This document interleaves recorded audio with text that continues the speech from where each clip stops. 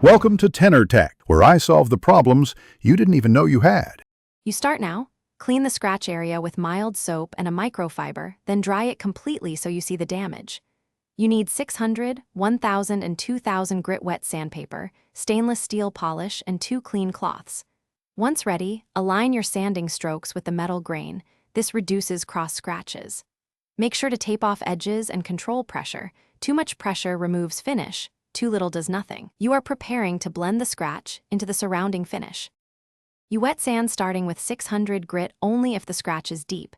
Keep the surface wet and use gentle, consistent strokes along the grain to level the gouge. Once the scratch sits flush, move to 1000 grit to remove 600 marks, then finish with 2000 grit to refine the texture. Make sure to wipe residue between grits so you clearly see progress. You are smoothing the area so the finish will reflect light like the rest of the panel. You apply a small amount of stainless polish and work it in along the grain with a soft cloth. This restores luster and hides micro-abrasions. Once polished, buff with a clean microfiber until the surface matches surrounding panels. If you still see faint marks, repeat 2000 grit lightly, then polish again. Troubleshooting tip: if scratches worsen or cross marks appear, stop and reassess.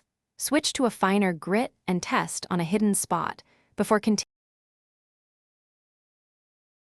Thanks for watching. Subscribe to keep your life in tune.